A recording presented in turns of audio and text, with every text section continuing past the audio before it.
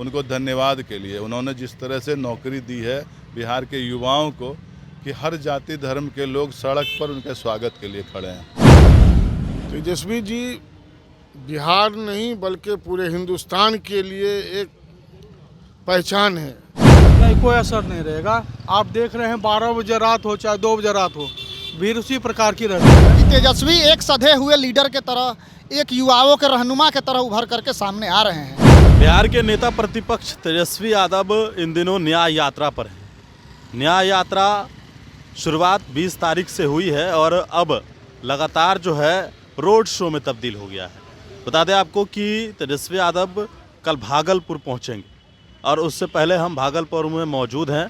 तमाम चीज़ों की जो है वो जानकारी लेंगे कि आखिरकार किस तरीके की व्यवस्था भागलपुर में रहेगी, क्या कुछ विशेष होगा। जिस तरीके से तेजस्वी यादव लगातार इस बात को कह रहे हैं कि हमने नौकरी दिया है, तो क्या कुछ है यहाँ का मूड। कुछ लोग हैं, उनसे जानते हैं क्या कहिएगा।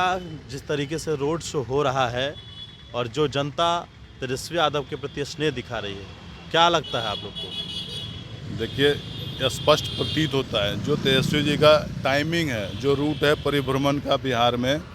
कल आज ही हम लोगों के यहाँ भागलपुर आना था उनको, लेकिन इतने विलम्ब चल रहे हैं कि अभी शायद जानकारी मिली है किशनगंज पहुँचे हैं। रात में सुपौल शाम के बदले रात के 2 बजे पहुँचे थे और आज कटिहार रात्रि उनका विश्राम है।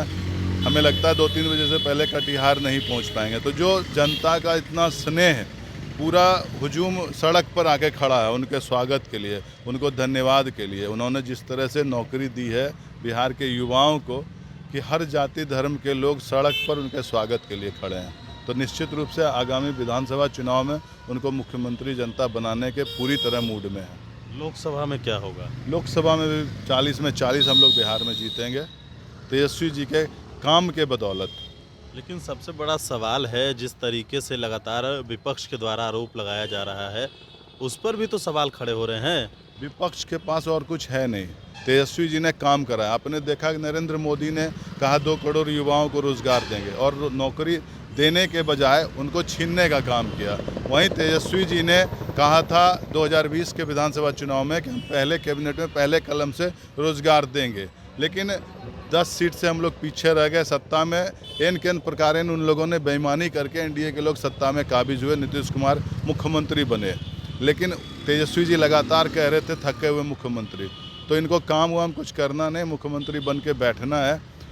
इनके ही कृपा से समझ लीजिए हम लोगों को गिफ्ट में सत्ता मिली 17 महीने के लिए, और तेजस्वी यादव जी ने अपने काबिलियत को प्रमाणित करने का काम किया युवाओं को रोजगार देकर।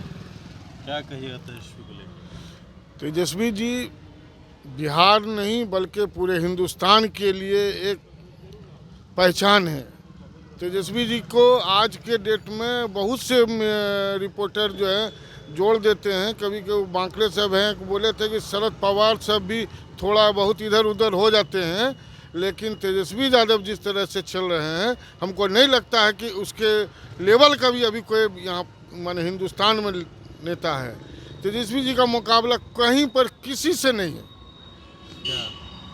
देखिए, माननीय तेजस्वी जी अभी युवाओं के लिए वो पूरा फ्यूचरिस्टिक सोच के साथ वो आए हुए हैं, और जो 17 महीना में वो उन्होंने जो काम किया है युवाओं के लिए, चाहे शिक्षा हो, स्वास्थ्य हो, टूरिज़्म हो, आईटी पॉलिसी हो या स्पोर्ट्स विभाग हो, हर विभाग में आप देखिए जो भी मंत्रालयों का भागलपुर में कितनी भीड़ होगी कल, ये बताइए। यहाँ पर लाखों की भीड़ होगी। आप कल देख लेंगे, आप 0 माइल से लेके जगदीशपुर तक पूरा रोड पर लोगों का हुजूम रहेगा। आज होना था लेकिन कैंसिल हो गया, तो क्या उसका असर रहेगा कुछ?